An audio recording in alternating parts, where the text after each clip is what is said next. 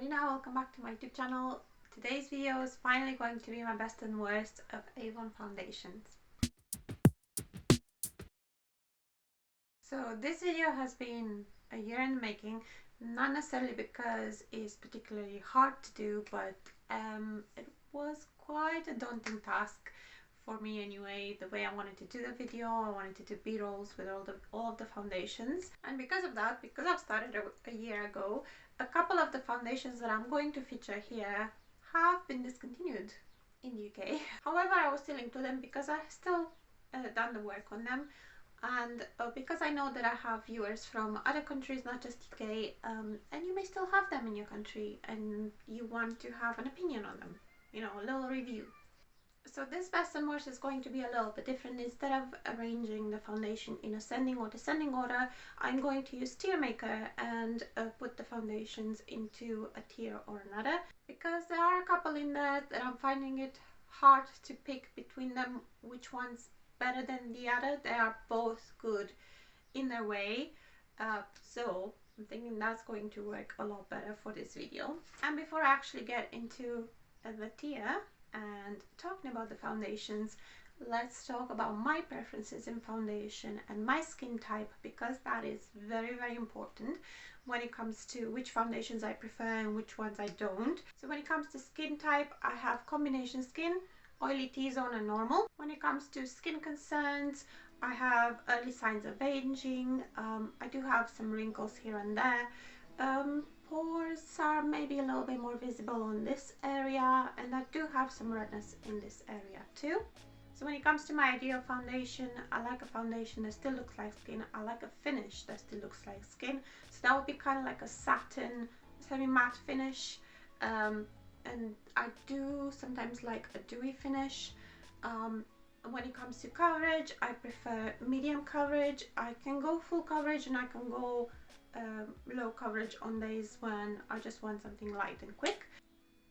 And for full coverage, my skin will still have to look like skin, and I'll look like I've applied a lot of makeup, if you know what I mean. So another thing that's important is to note where the foundation wears off the most on me, which is this area of my nose and my chin. The reason for that is because I touch my chin a lot. I can't help it. And then with my nose runs a lot, especially in the winter time, especially when I go from outside to inside, especially if it's windy. So I'm blowing my nose almost every single day for one reason or another. And it is very rare that I have foundation on the side of my nose at the end of the day. Very, very rare. And when it comes to primers, I don't always use them. If I do prefer a certain type of primer, it would be a glowy primer to kind of like give me a glow from within. Sometimes I will use a pore filling primer, especially on the days that I think I look a little bit more tired, and it helps with that. For the purposes of this video, I have used this primer with most of the foundations. I think with the serum foundation I didn't use any primer. This is the Magic's Face Perfector. It's an old packaging of the purple primer that Avon have right now, which is now called Magic Smoothing Primer, and this is a pore filling and smoothing primer. Okay, so I'm going to talk you through my tier over here. The top tier is absolutely love. These are foundations that really work for me, give me, if not everything, then almost everything that I want in a foundation, which I've explained in the beginning. Then I have good, would recommend. These are foundations that don't quite meet every single criteria, but are still good for me. My skin still looks like skin. Yeah, they don't underperform or anything like that. I do have a little asterisk. I think there will be some foundations in this tier which are now discontinued. Then I have so-and-so. So, you know, there would be room for improvement. Definitely not for me. They don't work for me whatsoever. And foundations that I haven't tried over here at the bottom. So I'm going to start with the ones that I haven't tried. I have the Armstrong foundation here. This shows you how long I've been working on this video. The Armstrong foundation was still available when I when I did the tier. It is now discontinued. It was a UK specific foundation because Lisa Armstrong is a makeup artist in the UK, and I haven't tried it, so it goes into I haven't tried. There's no point in talking about it. Another one that I haven't tried is the Cream to Powder foundation in the matte finish. The Cream to Powder matte foundation comes in 22 shades. The RRP is £10 and it's supposed to be a breathable, buildable, medium to full coverage, cream to powder for a comfortable matte finish, sweat, heat and humidity proof, shine free finish, and SPF 12. Another one that I haven't tried is the Anew Age Transforming Foundation, which is this one here. The Age Transforming Foundation only comes in 4 shades and then on the light to medium range. It is £15. By the way, this is 30 ml. The matte cream to powder foundation is 10 grams. This one doesn't have any SPF in. It's supposed to have an antioxidant boosting formula to smooth and firm the skin. But yeah, it's one that I haven't tried. Okay, so there is one base product foundation here that I have tried a sample of, and I realized very quickly it is not for my skin type, and this is the Radiance BB cream over here. So I have tried it. So it doesn't go in I haven't tried, but I think it would be unfair to put it in definitely not for me. Although it is not for me, it's not a bad product. The Radiance BB cream would be for dry skin types, dull, tired skin, things like that. If you want like a boost of radiance to your skin but also get those skincare benefits. On my skin, it's kind of like it just sits on top of it and it slip and slides. It doesn't quite sink in, so it's definitely not for my skin type. However, as a BB cream, if I am to go with the experience that I have with the matte one, I would say that it's good. So I'm going to put it in good, would recommend, with the caveat that it is for dull, dry skin. This one comes in 3 shades, which is not the greatest, but it stretches quite a bit. It comes in extra light, light and medium. You get 30 ml for £5 and there is SPF 15 in it. Okay, moving on to the discontinued foundations. There is the Mousse Matte Foundation, this one here. I have finished the whole lot and I have featured it in an empty video at some point, but yeah, I've finished it quite a while ago. So shades in this one, you only got 6 shades from light to medium, so you didn't have much in the deep spectrum. The price of it, I think it was £10 RRP, but it was on offer a lot. You would get 18 grams in it, and my shade was nude. So now I will insert the b-roll that I did with this foundation. I found it not very good to apply with fingers. You can do it with for a light coverage, but if you apply a little bit too much, then it starts spilling. It's ideal with a dense brush, in my opinion. I used the Real Techniques 200 in this, and it definitely didn't work with a sponge for me. So brush, that was the ideal application method. I thought it looked good with or without primer. You can use a glowy primer for a more radiant finish if you want it with this foundation, because it does have a matte finish.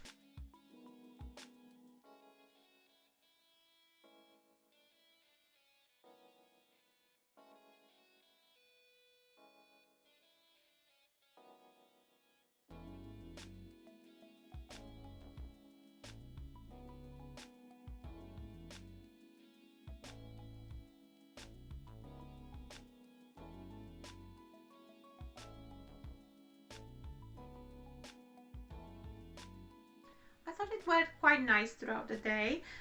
It seemed pretty long lasting, except for the bits that I usually rub the foundation off, which is nose and chin. It doesn't settle in my fine lines or in my pores. I didn't feel the need for powder with this foundation. It was very easy to travel with. I did travel with this foundation in the past, and because it's like the screw top, it's pretty safe to travel with because it won't spill in your bag or anything like that. and the color match was spot on for me. I really like the color match for this one. So I would put this one into good, would recommend. Obviously, if you still have it available in your country, I would recommend it. It's not in absolutely love because it needs to be applied with a brush only. I do like something quick and simple. I should have maybe said that in the beginning. So yeah, to add to my preferences when it comes to foundation, I do like something that can be applied with anything really, even with fingers. This one is a bit more tricky with the fingers, so it's in good, would recommend. Next discontinued one is this one I am still using, which is the Avon True Flawless Ultramatte Foundation. This one wasn't around for long. This one was around maybe for a year. So when this launched, it came in 15 shades. The price was £9 or £10. Again, I can't remember exactly. You get 30 ml in here. The shade is nude, but I could easily go up one shade or down one shade. This one was supposed to kind of like blend in with your skin tone. So even if you're a little bit off, it would still look good. And from the samples that I've tried, this is true for me. It doesn't have SPF in. I find this one very easy to apply with fingers, with brush, with sponge, anything like that. It looks good with or without primer in my opinion. Especially if I apply with the fingers, I find that I don't need the primer because I apply a little bit less and it stretches a little bit more, so it doesn't sink into fine lines or pores.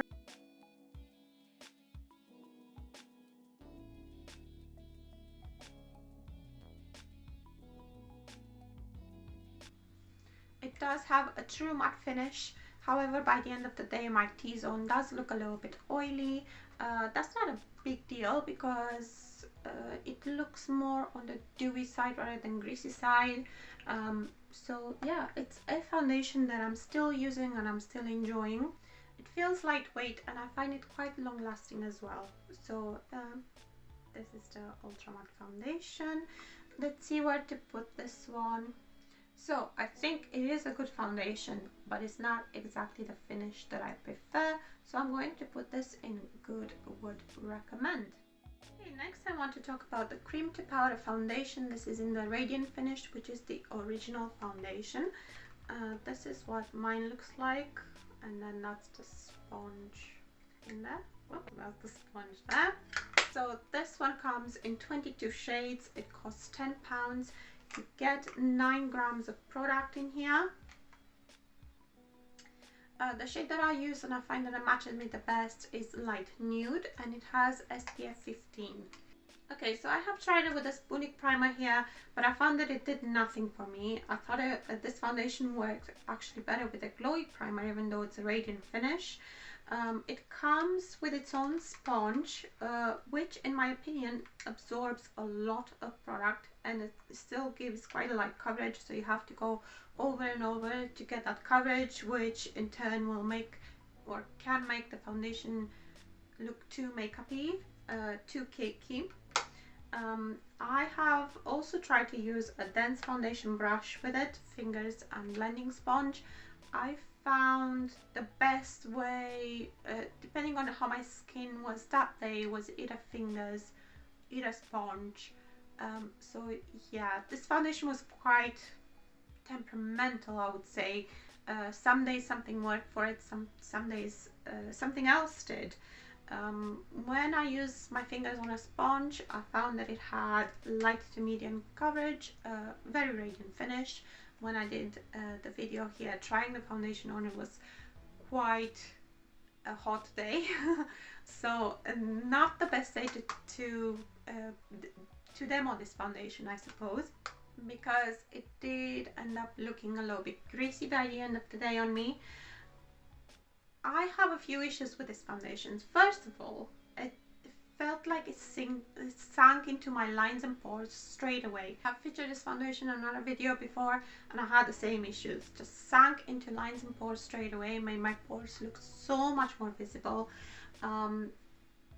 I didn't notice it drying to a powder finish. It does say cream to powder, and also it doesn't say so anymore in the catalogs, but it does say online that it's a 3-in-1, so it would be foundation, powder and concealer. I found that it didn't do much for my under eye area. It's not very long wearing, although to be fair, when I did the b-roll, it was quite a hot day and I did sweat a lot, which did remove the foundation, but in other days I've used it, it wasn't that long wearing either. So I tried to make this particular one work in several ways since I got it. I actually had it in the past and I had the same issues, but at some point I actually managed to get it to work when I used the glowy primer and the sponge. I've tried this before, I've tried this again, but it just doesn't work this time. It just seems like every day was something else. I needed to try something else and do something else. So no matter how hard I try, it just doesn't work for me. It's too much hassle. The packaging is nice for traveling, especially since you get a sponge in there. So if that works for you, it is excellent for traveling. I don't quite like the packaging because it's bulky and it's a lot of plastic in it. However, if you want something that you can just put in your bag or you take away when you travel, this type of packaging can be ideal. You get like a pretty decent mirror in there, you get the space for the sponge, nice and compact. So yeah, it is one of the best sellers. I can see why it's a bestseller, but it just doesn't work for me no matter how much I try. So for that reason, that one goes indefinitely not for me. And these are also the reasons why I'm not interested in trying the cream to powder matte foundation. Okay, moving on, I want to talk about the loose powder foundation. I have talked about this before in my project pan videos, and I told you why it's in my project pan. So if you've seen those videos, apologies for repeating myself. Yeah, it has to be done. The packaging in this is going to be changed, so it's going to be repackaged and rebranded because Avon are getting rid of the Mark brand, but this is coming back definitely if you don't see it at a minute. I'm not sure exactly how many shades they're going to come back with, but this particular one had 8 shades, which again, not that great. I think there was only like one deeper shade, and it was £8. You can get 6 grams in here. My shade is ivory, but it's ivory with a big question mark, and I will get into it in a bit. Okay, so when I've done the demo for this foundation, I've used it with the same smoothing primer. In my opinion, it looks good with or without a primer. It kind of like looks the same on my skin. If you do use a primer, you have to let the primer sink in a little bit because otherwise it can grab on and it can be hard to blend. So I found that the best application for this is using a kabuki brush or a domed brush, like one of those blush brushes, and just make sure that you blend really well. I found it light to medium coverage. You can get like a little bit higher coverage if you go over it and you layer it. My issues with it are the blending. You have to insist on blending, otherwise I found that, at least on me, it can be patchy. And my biggest issue with it is oxidization. I do think it oxidizes because when I got this particular one, it matched me really well. But after a few months, I just noticed it was a little bit darker. I know it's like since the pandemic and lockdown, I have noticed that I prefer lighter shades for foundations, but this, like, it's extreme. And I had the same issue with the previous formula of this, or the previous packaging of this.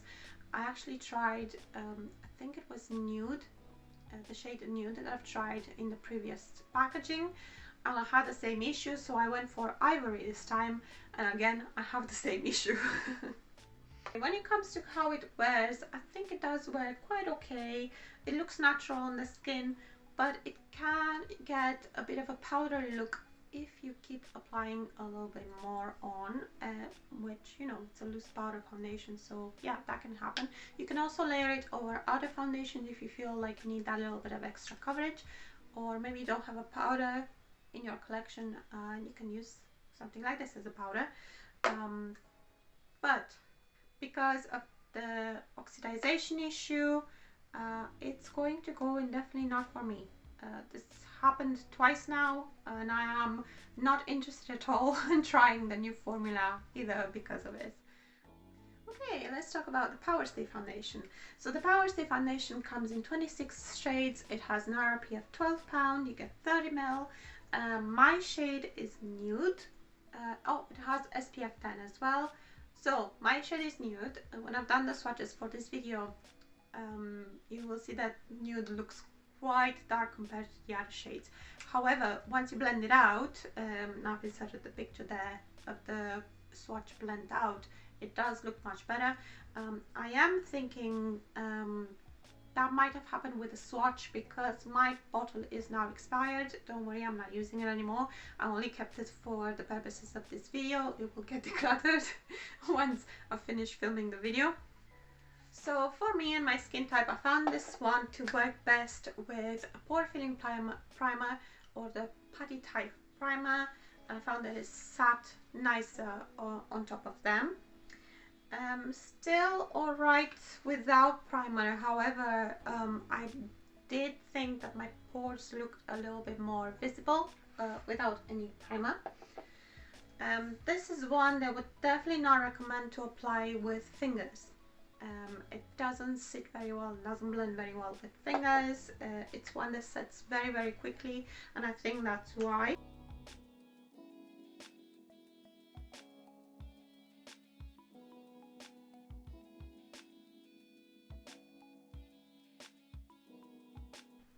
With a brush, it needs a little bit of blending, but it does work fine. And then with a sponge, it comes out a little bit more sheer, but it's buildable and it blends quite nicely, I felt.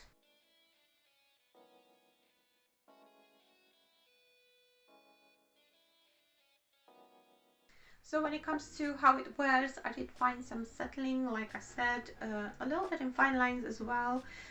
It has very little to no transfer, so if you're still wearing a mask when you're out and about, or for whatever reason something goes on your face, then you can be 99.9% certain that this will not transfer. I don't want to say 100% because it depends on every person, but on me, if I had transfer, it was so minimal, I had to look for it. It sets down very, very quickly, so you gotta be quick to blend it. But because it sets, you don't need any powder. I personally didn't find the need for powder. I found the finish of it to be a bit more semi-matte than completely matte, which I do prefer. And if you want to change the finish of it, just use a glow primer underneath. However, I found it a little bit finicky. Some days it looked good, some other days it looked like it emphasized my pores a little bit more than, you know, the days that one looked better. So for this reason, it goes into so and so. I like the fact that it sets and it doesn't transfer and all of that, but yeah, I found it finicky. Some days it worked really well, some days it didn't. Let's talk about the BB cream in the matte finish. This one definitely suits my skin type because, like I said, I have combination skin. It really works nicely. So just like the Radiance BB cream, this comes in 3 shades: extra light, light and medium. It is £5 and you get 30 ml, and it's also SPF 15.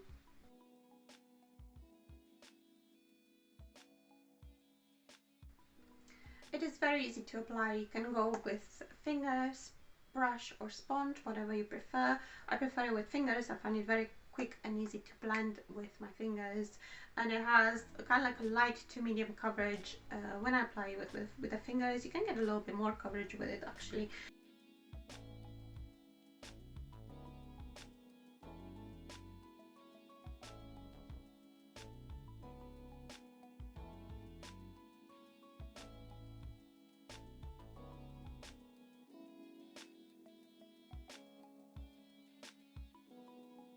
And I didn't say, but I'm using extra light. Again, I used to use light, but after lockdown it just seemed like light was a little bit too yellow for me, so I'm now using extra light. So if you are lighter than me, I'm not sure that this would work. So I would say that the shades are for the light to medium spectrum. It's not super long lasting. You might need to set it if you want you know, your base to be set, but it is super lightweight, and yeah, you can just apply and go. So I would put it in good, would recommend. It's kind of my go-to for summertime. Okay, next I have the serum foundation. I think I've featured this in like 3 videos so far. So the Skin Perfecting Serum Foundation comes in 21 shades. It has an RRP of £10. You get 30 ml and an SPF of 13 here. So yeah, quite a nice added bonus for the SPF in this. And my shade is Ivory. It's not super duper close match, but it's my closest match, Ivory. So when it comes to primers with it, I would say that it works well with or without, but maybe I wouldn't use glowy primers with it. It's quite a nice glowy finish itself, so it might be a little bit too much. Maybe if you have a dry skin and you really enjoy that finish, then you might want to give it even more of a boost with a glowy primer. But I'm not even using primers, to be completely honest with you, when I use this one. I found that it applies well with anything, fingers, brush, sponge. With a sponge it gives a light coverage, but I find that with my fingers, with a brush, especially if I build it, it can give quite a nice medium coverage. It has glycerin in, which, you know, helps the skin as well to feel nicely hydrated, so it has skincare properties as well. It looks really dewy when you put it on, so if you do have oily skin, it doesn't mean that it won't necessarily work for you. It can, you just probably need to powder, because your natural oils will come through anyway, and then the finish of the foundation will come through. Or you can also use an oil control primer with it. I didn't find that this needs to set. It sets on its own. If you just leave it for 5 minutes, you'll find that it sets, which makes it somewhat transfer proof. Again, not 100%. I found that on me, my skin just looks radiant and flawless when I put this on. I really enjoy this one. So I do feel like this gives me everything that I want in a foundation. So it's absolutely love, and I do absolutely love it. I actually do have a backup of it. And last but not least, I have the Flawless Liquid Foundation. This one comes in 18 shades. Last time I checked online, they are sorted by undertone, so it would be easier to find the right shade for you. It is £10 for 30 ml. My shade in this is light nude and has SPF 15.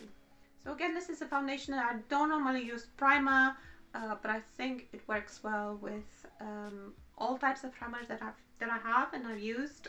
So pore filling, body primer, oil control, hydrating primer, glowy primer. It worked well with all of them. For application, again, works with anything, fingers, brush, sponge, anything you like. Very quick to blend, especially with the fingers, I found. And I find that I need less product when I use my fingers. If I use the sponge, obviously I need a little bit more. This has a nice satin natural finish. It looks so much like skin. In my opinion, this would suit all skin types and all skin concerns because of the finish, and also because of how versatile it is. You can build it up, so it's got kind of like a medium coverage, but it's buildable to full.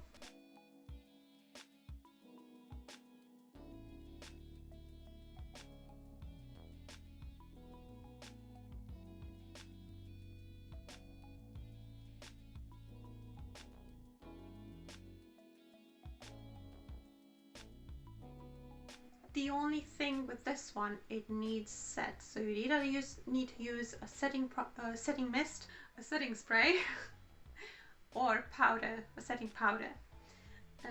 If you don't, it's not transfer proof. It will rub off. It lasts well if you set it. If not, it's kind of like an okay, depending on how much you touch your face. But I found that on me this has worn lovely, and my skin still looked like skin at the end of the day. So again, this is one that does everything that I wanted. Like, the only thing is that it needs set, but that is not a big issue. It is so versatile. So this one goes in absolutely love.